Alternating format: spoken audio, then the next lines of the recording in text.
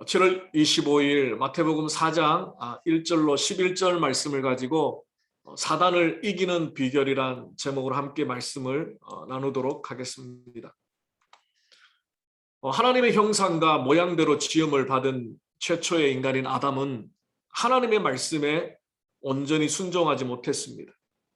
창세기 3장에 보면 뱀으로 변하여 선악과를 먹게 했던 사단의 유혹에 빠진 하와, 그로 인하여 아담 역시 선악과를 먹음으로 죄를 범하게 되었기 때문입니다.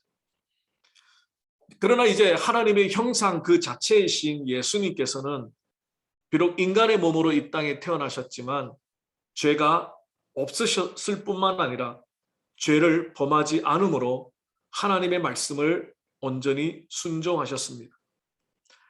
그리고 우리의 구원자가 되실 뿐만 아니라 우리의 삶의 모범이 되셨습니다. 그래서 바울 사도는 로마서 5장 18절 이하에서 이렇게 선포하고 있습니다.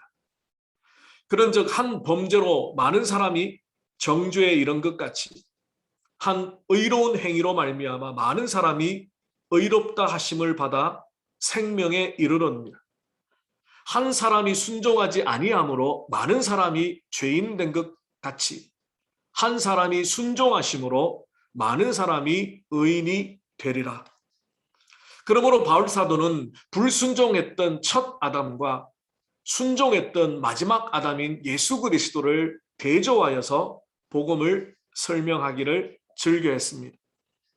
예를 들면 또 다른 본문인 고린도전서 15장 21절 이하의 말씀에도 보면 사망이 한 사람으로 말미암았으니 죽은 자의 부활도 한 사람으로 말미암는도다. 아담 안에서 모든 사람이 죽은 것 같이 그리스도 안에서 모든 사람이 삶을 얻으리라.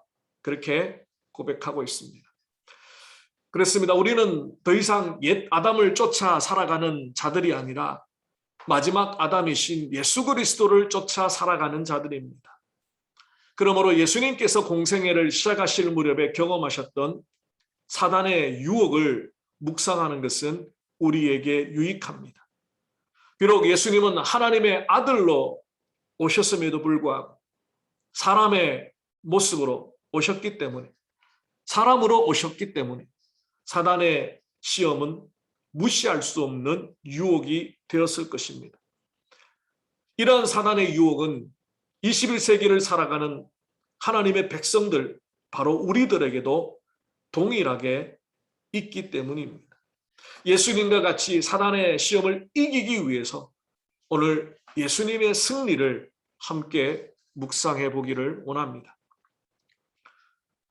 먼저 예수님이 시험을 받으셨던 이 때와 장소에 대해서 좀 살펴볼 필요가 있습니다. 오늘 본문 1절은 이렇게 시작합니다. 그때에. 이 그때라고 오늘 본문이 시작하고 있는 것은 바로 앞에 어떤 내용이 있었는지를 살펴볼 필요가 있습니다. 그때라는 것이 특정한 어떤 때라는 것을 나타내는데 그때가 언제냐면 바로 예수님께서 세례 요한에게 세례를 받으신 뒤였다는 것입니다. 하늘문이 열리고 하나님의 음성이 들리며 성령이 비둘기같이 임하시는 놀라운 광경을 경험하고 난 뒤였다는 것입니다. 그렇습니다. 사단은 마치 예수님을 노리고 있었던 것처럼 그렇게 시기를 조율하며 다가왔습니다. 우리에게도 마찬가지입니다. 우리가 마치 우리의 힘으로 무엇인가를 이루었던 것처럼 착각하고 있을 때 우리의 믿음의 형편이 이만하면 되었다라고 스스로를 자랑하게 될 때 어쩌면 우리는 지금 바른 길로 옳은 길로 가고 있다라고 자만할 때에 사단은 슬그머니 우리에게 다가와 우리의 믿음을 흔들어 놓으려고 한다는 것을 기억해야 합니다. 물론 모든 일이 잘 되고 모든 계획이 뜻대로 이루어질 때 우리는 하나님 앞에 감사하며 찬양해야 합니다. 그러나 그 속에서 우리의 관심이 점차 하나님에게서 다른 무엇에게로, 다른 누구에게로 옮겨져 간다면 우리는 결코 사단의 시험 앞에 당당히 맞설 수 없다는 것입니다. 이 시험의 때를 조금 더 살펴보면 예수님에게는 정말 중요한 때였습니다. 공생애의 처음 사역을 앞에 두고 있는 그 그 시점이었습니다. 가끔 스포츠 중계를 보다 보면 지금 일본에서 올림픽을 하고 있는데 가끔 해설가들이 그런 말을 합니다. 상대방의 기를 눌러야 된다. 기선제압을 해야 된다. 그래서 먼저 강한 펀치를 날려야 된다. 그렇게 이야기를 합니다. 마찬가지입니다. 이제 예수님께서 하나님의 아들로서 이 땅 가운데 첫 공생의 사역을 시작하기 전에 사단은 마치 위협이라도 하듯이 예수님을 넘어뜨리기 위해 시험하고 있습니다. 이런 사단의 전략적인 모습을 바라볼 때에 우리에게도 사단은 늘 그렇게 도전해 온다는 것을 우리는 기억해야 합니다. 무엇인가 하나님을 위해 선한 일을 도모하고자 할 때, 하나님을 위하여 무엇인가 결심하고 새로운 마음으로 하나님을 섬기고자 할 때, 사단은 처음부터 우리의 마음을 무너뜨리기 위해 다가옵니다. 우리가 참 경계해야 될 것이 뭐냐 하면 바로 패배주의입니다. 패배주의. 우리가 예수 믿고 하나님 앞에 거룩하게 정직하게 살려고 몸부림치지만 우리의 연약함 때문에 우리는 매번 실패합니다. 매번 좌절합니다. 어떨 때는 하나님의 백성이 맞냐라고 사단이 우리를 조롱할 때도 있습니다. 그래서 새롭게 변화되기를, 새로운 믿음의 결단을 하기를 주저합니다. 왜냐하면 또 쓰러지고 또 얼마 못 가서 작심삼일인 듯 우리의 옛 모습으로 돌아갈 것이 뻔한데 아예 결심조차, 아예 결단조차 하지 않으려고 하는 마음들을 우리에게 부추깁니다. 그럴 때 우리는 더욱더 깨어 근신하며 기도하며 믿음의 무장을 해야 하는 것입니다. 우리의 믿음을 갉아먹고 우리가 하나님만 온전히 바라보며 정말 하나님의 말씀의 은혜 가운데 이 땅을 살아가는 하나님의 백성으로서의 삶을 살아가지 못하도록 사단은 호시탐탐 우리의 마음을 훔치려고 한다는 것을 기억해야 합니다. 예수님께서 시험 받으신 장소도 중요합니다. 본문은 예수님께서 광야로 가서 시험을 받으셨다라고 기록합니다. 예수님께서는 수많은 사람들을 뒤로 하고 홀로 아무도 없는 광야로 들어가셨습니다. 광야는 더 깊은 묵상과 성찰, 그리고 하나님과의 깊은 교제를 나누는 것일 뿐만 아니라 자신의 연약함을 철저하게 깨닫게 하는 시련과 연단의 장소이기도 합니다.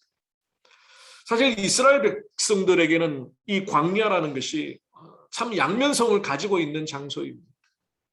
그 이스라엘 백성들이 40년 광야를 통하여 하나님의 크심을 경험하게 됩니다. 불기둥과 구름기둥의 인도하심을 경험하게 됩니다. 만나와 메추라기를 경험하게 됩니다. 그러나 그 광야에서 목이 말라서 먹을 것이 없어서 주변의 강대국들, 아말렉 족속들을 인하여 그들의 마음은 무너지고 불평하고 원망하며 구원의 하나님을 향하여서 다시 애국으로 돌아갔으면 더 좋았겠다. 그렇게 원망하기도 했던 것이 바로 광야입니다. 많은 학자들은 예수님의 40일 광야의 이 시험과 이스라엘 백성들의 40년 광야의 시험을 비교하기도 합니다. 이스라엘 백성들은 실패했지만 예수님은 승리하셨습니다. 그리고 그러한 예수님께서 이제 하나님의 백성들을 도우시고 승리케 하실 것이라는 소망을 주고 계십니다. 어쩌면 우리는 이 이중적인 의미의 광야를 살아가고 있는지 모르겠습니다. 하나님의 백성들에게는 이 땅의 삶이 광야이기 때문에, 본향이 아니라 광야이기 때문에, 나그네와 같이 지나가는 삶이기 때문에 우리는 더욱더 이스라엘 백성들이 경험했던 그 광야를 통해서 하나님을 발견하고 하나님의 은혜를 발견하고 본향으로 이끄시는 하나님의 그 축복을 소망하고 기대하며 그 광야에서 더 깊이 하나님을 만나며 더 철저하게 나의 죄성을 회개하게 되는 그런 이중적인 의미의 광야 같은 삶을 살아가고 있는 것입니다. 이스라엘 백성들에게도 광야는 축복을 경험하는 자리면서 고난 속에 허덕이며 연약한 자신의 믿음을 드러낼 수밖에 없는 한계의 자리이기도 했습니다. 그러나 예수님은 우리에게 본을 보이시듯이 그 광야의 시험을, 그 사단의 유혹을 다 이기시고, 그래서 오늘날 이 광야 같은 삶을, 유혹과 시험이 많은 이 땅의 삶을 살아가는 우리들에게 오직 예수 그리스도를 바라보며 주님이 승리하셨던 것처럼 승리할 수 있다는 것을 우리에게 약속하고 있다는 것입니다. 그러므로 주님만 바라본다면, 주님께서 승리하셨던 그 승리의 비결을 쫓아 살아가기를 몸부림친다면, 우리도 이 광야 같은 이 땅의 삶 속에서 오직 승리를 경험하며 승리를 주신 하나님을 찬양하며 살아갈 수 있다는 것입니다. 이제 구체적으로 시험을 한번 살펴보도록 하겠습니다.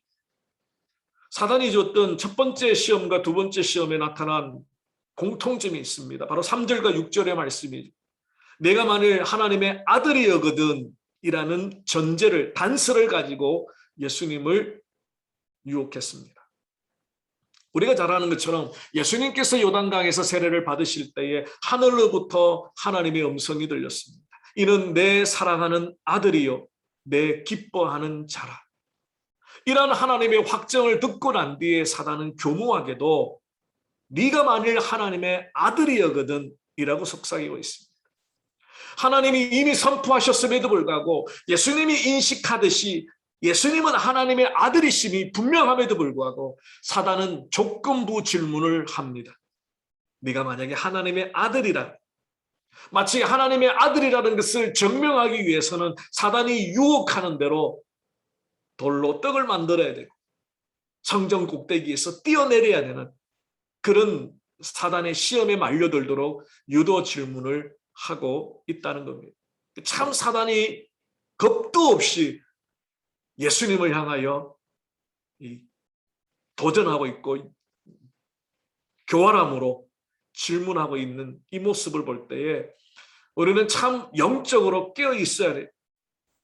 하나님의 말씀과 기도의 은혜로 깨어 있지 않으면 언제 이 사단이 우리에게도 똑같이 네가 만약에 하나님의 백성이라면, 네가 만약에 하나님의 자녀라면 이라고 우리에게 유혹을 하며 결국 하나님의 말씀에 떠나 사단에 굴복하도록, 죄를 범하도록, 악을 행하도록 우리를 유혹할지 모른다는 것입니다. 첫 번째 시험은 돌로 떡을 만들라는 유혹이었습니다. 이것은 예수님께서 하나님의 아들로서의 정체성과 사명이 얼마나 충실한가를 시험하는 것이죠. 예수님은 40일을 금식하시고 광야에서 깊은 묵상 가운데 계셨습니다. 육신의 몸을 입고 오신 하나님의 아들이 겪으시는 육체의 배고픔은 실로 큰 시련이 아닐 수 없습니다. 우리와 똑같은 배고픔과 피곤함과 무기력함 앞에서 떡은 곧 생존과 직결되는 문제입니다. 사단은 그러한 예수님의 상태와 상황을 너무나 잘 알고 있었기 때문에 40일 금식을 마친 그 직후에 돌로 떡을 만들어 먹을 것을 권유하고 있습니다. 마치 배고픈 허기진 예수님을 위해 주는 척하면서 사단은 그렇게 예수님을 지금 흔들려고 하고 있습니다. 그렇습니다. 떡은 생존을 위해 필수적인 수단입니다. 세상에 많은 사람들은 이 떡 앞에서 믿음을 저버리기도 하고 하나님을 원망하기도 합니다. 구약의 이스라엘 백성들이 가장 좋은 예죠. 출애굽의 능력을 목도했던 그들이지만 그들은 이 광야에서 생존의 문제로 얼마나 하나님께 불평하고 원망하고 그 마음을 아프게 했습니다. 하나님께서 광야에 이스라엘 백성들을 이끌어갔던 것은 정말 먹을 것이 하나도 없는, 농사를 지을 수도 없는, 목축을 할 수도 없는 그 허허벌판, 그리고 메마른 땅, 그 땅에 이스라엘 백성들을 몰아가셨던 것은 바로 하나님밖에 없다는, 하나님만이 그들의 생명줄을 쥐고 계시는 주인이시라는 것을 깨닫게 하시기 위한 것이었습니다. 그렇게 하나님의 백성들이 이 떡과 관련된 생존의 문제로 인해 세상 사람들처럼 허무하게 무너지는 치명적인 약점을 우리는 역시 가지고 있습니다. 사랑하는 성도 여러분, 사단은 저와 여러분에게도 이러한 유혹과 시험을 합니다. 하나님을 바라보며 내 모든 인생이 하나님께 달려있다는 것을 믿지 못하고 하나님을 의지하지 못하고 당장 눈앞에 있는 물질의 이익과 유혹에 이끌려 살아가도록 우리를 부추기고 있습니다. 이러한 사단의 첫 번째 시험은 예수님뿐만 아니라 우리의 평생에 끊임없이 우리의 믿음을 흔들려고 하는 가장 치명적인 유혹이 될 수 있다는 것을 우리는 기억해야 합니다. 성경은 하나님의 백성들이 열심히 일을 해야 된다고 말씀합니다. 바울 사도도 일하지 않는 자는 먹지 말라고 말씀하셨습니다. 성경은 우리에게 일하지 말라고 하지 않습니다. 최선을 다하여 일해야 합니다. 그러나 그 삶의 중심에 하나님이 있느냐 아니면 물질이 있느냐, 더 잘 먹고 더 잘 살고 더 편안하고 더 안락하고 더 넓은 평소에 더 고가의 물건을 가지는 것이 우리의 삶의 목적이 되었다. 다시 한번 이 첫 번째 예수님의 시험 앞에 동일하게 사단이 우리에게 끊임없이 부추기고 있는 또 하나의 유혹이지 않을까. 사람이 떡으로 사는 것 어느 누구도 부인할 수 없습니다. 그러나 하나님이 하나님의 백성에게 원하시는 삶의 중심은 그 떡보다 더 중요한 것이 있다라는 것을 믿고 살아가는 하나님의 백성의 삶이 되기를 원하시는 거죠. 두 번째 시험은 성전 꼭대기에서 뛰어내리라는 유혹이었습니다. 근데 참 이 두 번째 사단의 유혹은 하나님의 말씀을 교활하게 인용합니다. 첫 번째 시험에서 예수님은 하나님의 말씀으로 사단에게 응대했습니다. 그에 맞서는 사단의 두 번째 전략은 이제 보다 더 치밀해졌습니다. 6절 말씀이죠. 이르되 네가 만일 하나님의 아들이여거든 뛰어내리라. 기록되었으되 그가 너를 위하여 그의 사자들을 명하시리니 그들이 손으로 너를 받들어 발이 돌에 부딪히지 않게 하리로다 하였느니라. 사단이 인용한 하나님의 말씀은 시편 91편 11절 12절 말씀입니다. 시편 91편은 전체적으로 하나님을 의지하는 하나님의 백성들에게 주시는 약속의 말씀입니다. 하나님의 돌보심과 보호하심에 관한 약속의 말씀이라는 거죠. 이 약속의 말씀을 사단은 예수님에게 적용합니다. 그리고 아무런 소용없는 무모한 일, 성전 꼭대기에서 뛰어내리라. 그것도 만약에 네가 하나님의 아들이거든 이라는 단서를 덧붙였습니다. 이 성전 꼭대기도 뛰어내리지 못하면 너는 하나님의 아들이 아니야 라는 사단의 자존심을 확 끓는, 예수님의 자존심을 확 끓는 말이죠. 나 성전 꼭대기에서 뛰어내릴 수 있어. 심지어 하나님의 말씀으로 예수님을 압박하고 있습니다. 그렇습니다. 시편 91편 말씀은 고난과 고통 중에 있는 하나님의 백성들을 향한 하나님의 신실하심에 포커스가 맞춰진 본문입니다. 그 본문은 성전 꼭대기에서 뛰어내리고 아파트 높은 데서 뛰어내려도 멀쩡하다라는 그런 초능력을 말하는 말씀이 아니라 하나님의 신실하심, 하나님의 백성들을 향하여 하나님이 얼마나 자비와 은혜를 베풀어 주시는 긍휼의 하나님이신지를 나타냅니다. 그 하나님의 은혜에 포커스가 맞춰져 있는데 사단은 하나님의 그 신실하심보다 외적인 현상에 초점을 맞추고 있습니다. 하나님의 천사들을 보내 지켜주실 거라고 말하지만 사단은 하나님도 믿지 않고 천사도 믿지 않습니다. 겉으로는 하나님의 말씀을 말하고 있지만 전혀 다른 의도를 가지고 예수님을 유혹하고 있습니다. 사랑하는 성도 여러분, 사단은 하나님의 백성들의 삶 가운데 마치 하나님의 뜻인 것처럼, 마치 이것이 하나님의 말씀에서부터 나온 것처럼 가장하여 우리를 유혹할 수 있다는 것을 우리는 기억해야 합니다. 그래서 말씀을 바로 알아야 됩니다. 그래서 우리가 하나님의 말씀을 바로 배워야 합니다. 제가 신학대학원 총신신대원 3학년 마지막 학기 때에 그 교수님이 그런 말씀을 하시더라고요. 전도사님들이 이제 목회 현장에 나가게 되면 절대로 하나님의 말씀의 권위를 가지고 자신의 유익을 구하지 마십시오. 저는 그때 그 말씀이 무슨 말씀인지 잘 몰랐습니다. 이제 신대원을 졸업하고 교회 현장에 가서 교육전도사로 파트타임으로 부서를 맡는 그 교육자가 그 말씀이 뭔지 감이 오겠습니까? 그런데 목회를 하고 목사가 되고 이민 목회를 하고 이제 부격자회를 끝나서 담임 목회를 하다 보니까 그 말씀이 의미가 지금 무슨 말인가 마음에 이해가 됩니다. 얼마든지 하나님의 뜻이다. 얼마든지 하나님의 말씀이다. 그러며 목회자의 인간적인 생각을 혹은 중직자의 인간적인 교만을 욕망을 포장할 수 있더라는 겁니다. 우리는 분별해야 합니다. 우리는 정말 이것이 하나님의 기쁘신 말씀의 뜻인가? 이것이 정말 하나님을 위한 말씀의 해석인가? 사단은 분명히 예수님을 미혹해 하기 위하여 그 말씀을 들고 찾아왔다는 것을 우리는 기억해야 합니다. 우리가 종종 하나님의 인도하심을 받을 때 성경의 말씀을 통하여 하나님의 뜻을 분별하죠. 우리 안에 계신 성령께서 우리에게 마음의 평안을 주고 말씀을 통하여 생각나게 하시고 또 말씀을 통하여 우리의 결정을 더 확정해 주시기도 합니다.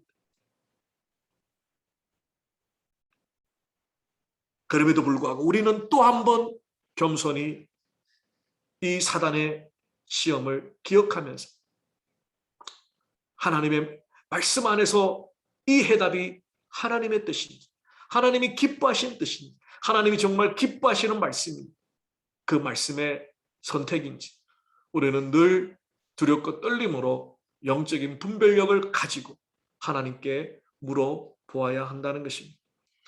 세 번째 시험은 천하만국의 영광을 위해 사단에게 절하라는 유혹이죠.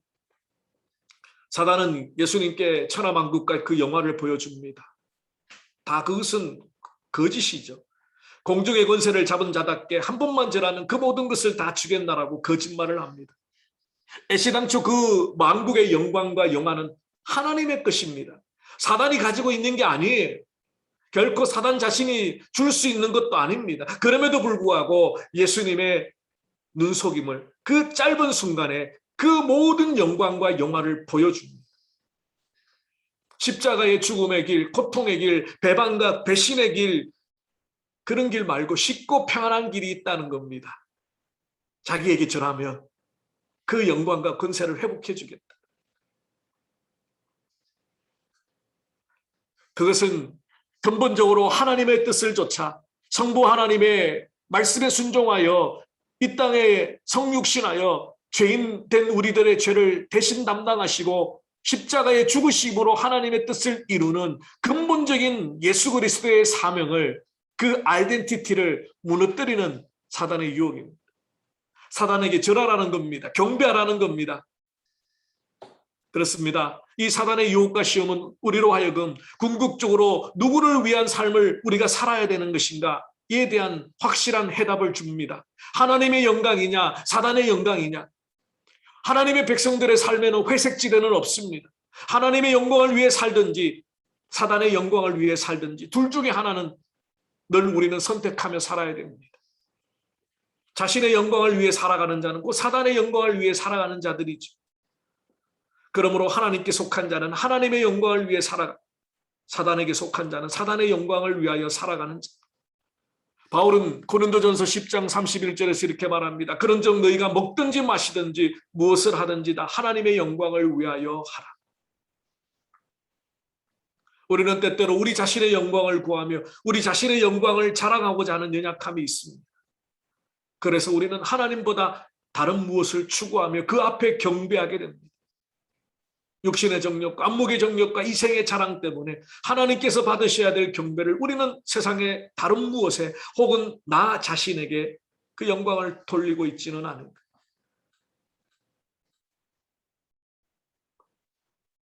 이제 예수님께서 사단의 유혹을 어떻게 이기셨는지 그 비결을 간단하게 살펴보기를 원합니다. 첫 번째로 예수님의 승리의 비결은 하나님의 말씀이었습니다. 사단의 시험과 유혹 앞에서 예수님께서는 스스로의 경험이나 판단을 내세우기보다는 하나님의 말씀을 먼저 떠올렸습니다. 우리가 참 주일학교도 마찬가지고요. 우리가 한 달에 한 구절 말씀을 외우고 있는 것도 마찬가지고요. 뭐 기초교리반도 마찬가지고요. 성경반도 마찬가지고요. 매일 2주마다 한 번씩 주일 성경반 혹은 구역 모임을 통해서 말씀을 공부하는 것. 그 말씀이 우리의 삶에 배이도록 하기 위한 방법이죠. 예수님은 하나님의 아들로 이 땅에 오셨지만 구약의 말씀을 묵상하는 그 유대인들의 전통에 따라 구약의 말씀들을 묵상하고 외우셔서 그리고 그 사단의 첫 번째 시험 앞에 예수님은 하나님의 말씀을 기억하고 대응할 수 있었던 겁니다. 돌로 떡을 만들라는 그 사단의 유혹 앞에 예수님은 더 중요한 삶의 우선순위가 하나님의 말씀이라는 것을 몸소 보여주고 있습니다. 그렇습니다. 우리는 간혹 하나님의 뜻을 알 수 없어서 방황합니다. 그러나 성경에서 말씀하시는 하나님의 뜻은 분명합니다. 죄를 범하거나 악을 행하는 일들은 하나님의 말씀을 통하여 고민할 가치가 없는 분명한 하나님의 뜻이죠. 죄를 범하는 것, 악을 행하는 것은 하나님의 뜻이 아닙니다. 말씀에 어긋나는 것은 하나님의 뜻이 아닙니다. 죄를 범하고 하나님의 뜻이라고 말할 수 없습니다. 그렇게 성경에서 분명히 말씀하고 있는 죄나 악에 대한 이외의 말씀은 가치 중립적인 것들. 그것은 정말 내 삶의 중심에 하나님을 기쁘시게 하기 위한 목적을 가지고 선택하면 됩니다. 어느 대학에 진학할 것인지, 어떤 직업을 가질 것인지, 죄를 범하고 악을 행하는 것이 아닌 이상 우리는 하나님의 선하신 인도하심, 무엇을 결정하든 하나님이 나와 함께 하신다는 믿음 안 우리는 기쁨으로 하나님의 뜻을 분별하며 나아갈 수 있습니다. 그때 그 중심에 바로 하나님의 말씀이 있는 것이죠. 사단의 유혹과 시험을 이기는 가장 중요한 비결은 하나님의 말씀입니다. 지식적인 하나님의 말씀이 아니라 그 말씀이 내 삶 가운데 내 전 인격과 삶을 다스리고 지배할 때에 우리는 하나님의 말씀으로 사단을 이길 수 있습니다. 하나님의 말씀의 거울에 비춰진 내 모습을 바라보며 하나님의 말씀이라는 창문을 통하여 세상을 바라보며 다른 사람들을 바라보며 현상을 바라볼 때 우리는 승리할 수 있습니다. 우리가 기억해야 할 한 가지는 예수님이 시험 받았을 때 이 두 번째 시험 마치 하나님의 말씀인 것처럼 포장하여 다가왔던 사단이 있다라는 것을 우리는 기억해야 합니다. 우리가 왜 말씀을 배워야 하는 바로 말씀에 더 중요한 원리가 있다는 겁니다. 그 말씀의 맥락을 바로 이해하고 바로 우리가 해석하고 바로 실천해야 합니다. 아까 말씀드렸던 시편의 말씀은 하나님의 크심에 포커스가 맞춰져 있습니다. 그런데 그 말씀을 오히려 예수님을 시험하는 데 사용했던. 예를 들면 아브라함도 아내가 여럿 있었으니까 우리도 여러 번 결혼할 수 있는 것이 하나님의 뜻이라고 주장하는 사람들이 있습니다. 성경은 분명 일부 일처제 창세기에서 분명히 그렇게 말씀하고 있습니다. 어느 것이 더 큰 하나님의 뜻입니까? 당연히 창조의 법칙이. 우리가 하나님의 말씀을 묵상할 때 서로 충돌되어지는 것처럼 해석되어지는 본문들이 있습니다. 그러나 그것을 하나님의 말씀의 충돌이 아니라 더 큰 하나님의 말씀을 찾아가야 합니다. 그 당시의 문화와 환경에 일시적으로 하나님이 허락해 주신 그런 상황들이 있습니다. 성경에 비록 기록되어 있지만 하나님의 뜻이 아니죠. 아브라함이 여러 아내를 가졌던 것, 그것을 하나님의 뜻이라고 할 수는 없다는 겁니다. 그러므로 우리는 하나님의 말씀을 더 읽고 묵상하며 하나님의 크신 뜻을 분별해 나가야 합니다. 그리고 그 말씀이 우리에게 있을 때 어떤 사단의 유혹이 왔을 때 말씀의 금으로 이길 수 있고 유혹을 분별할 수 있고 대적할 수 있는 능력이 하나님의 말씀을 통해서 주어진다는 것입니다. 두 번째로 예수님의 사단의 승리의 비결은 하나님을 경외하는 마음 중심이었습니다. 사단의 두 번째 시험을 통해서 예수님의 삶의 원칙, 바로 사단을 대처하는 원칙이 하나님을 경외하는 것.